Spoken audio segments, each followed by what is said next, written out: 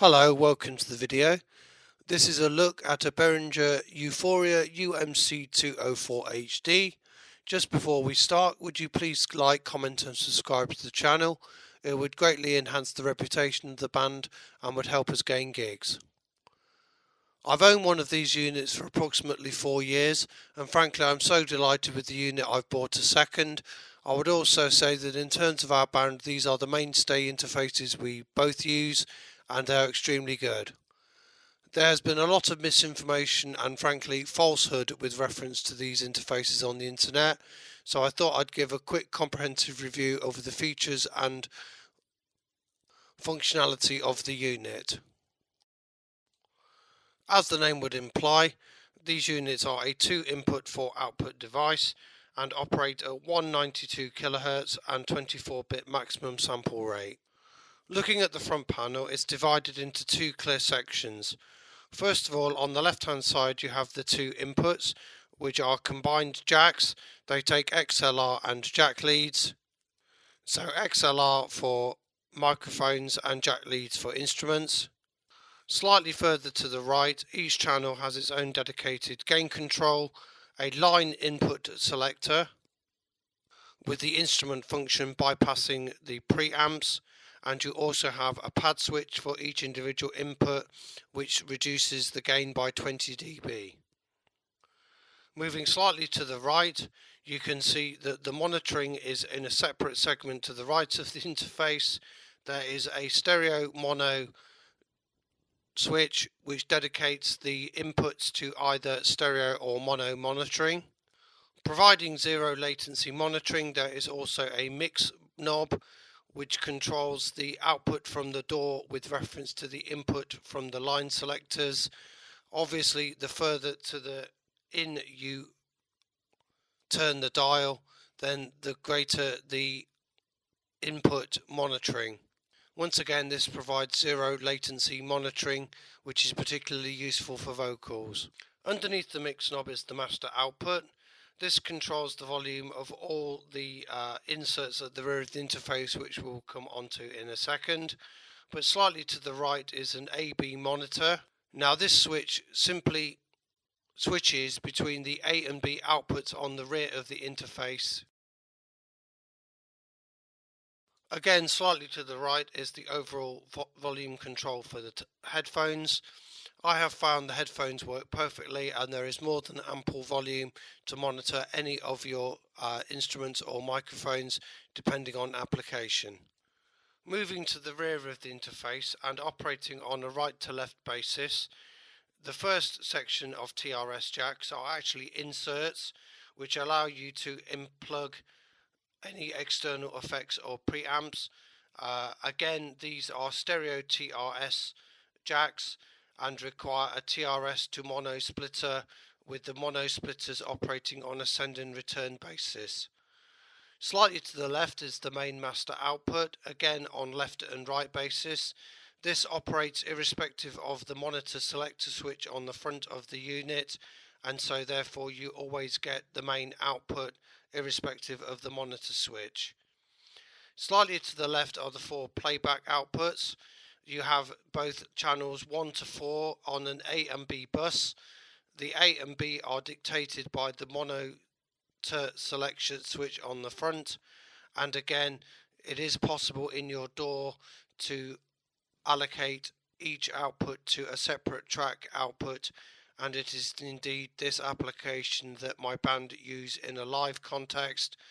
We are using Steinberg Cubase, and correspondingly we have the keyboards on channels 1 to 2 and the drums on a stereo 3 to 4, with all outputs playing simultaneously.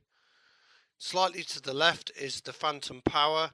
These operate on 48 volt phantom power, which is good enough for most condenser microphones, so you can link it up to any external microphone. Again, slightly to the left are the MIDI in and output switches. These are again jack sockets for both MIDI and input and output for MIDI instrument implementation. I must admit we have used the MIDI inputs on an old electronic drum kit, and they work perfectly with practically zero latency. Slightly to the left of that again, and the final input on the unit is the USB Type B 2.0 plug. This is obviously not quite as significant bandwidth as something as a Thunderbolt, but nonetheless, if you are using this for self-recording, it should provide ample bandwidth for you to record both the inputs at the same time. These units provide full ASIO2 compatibility, which is superb for zero or low latency recording. As you can see from the UMC control panel, which is the designated driver downloadable from the Behringer website, you can alter the sample rate to any of the integral sample rates from 44.1 kHz to 192 kHz. Again, this is going to have some bearing on the latency, as the higher the sample rate, normally the lower latency will be designated. The buffer settings is a very useful parameter. Obviously, the higher the buffer settings, the lower the implication on system resources, but correspondingly the higher the latency. So clearly is what we undertake in Steinberg Cubase is to simply have the sample rating set very high for mixing and set to around 128 for recording. The 128 sample on my system provides a latency of around about 2.83 milliseconds, although clearly the lower the sample rate, then the lower the latency, and in terms of my system it will go down to about 1.83 milliseconds. The other two tabs on the driver are simply for the information and the about, which again give the ASIO compatibility, which is clearly a registered trademark of Steinberg. After much debacle, Behringer have released several versions of the ASIO driver, and it is compatible with both Windows 10 and Windows 11, although there is an older driver which is compatible with systems back to Windows 7. I have personally found the driver extremely stable with very minimal crashes, and it is very good for monitoring and recording of up to 2 inputs. Clearly, as I mentioned, we are also streaming 4 outputs to a public address system via Behringer DI120 boxes. As far as I am aware, this device registers significantly in Mac OS and is compatible with all Mac operating systems and does not require a driver. As you can see, the inputs and outputs are easily designated in any DAW system, and in terms of this example in Steinberg Cubase, you can see that the outputs can be assigned to either 2 stereos, 4 monos, or any combination of any of those, with each individual output being designated to an individual track.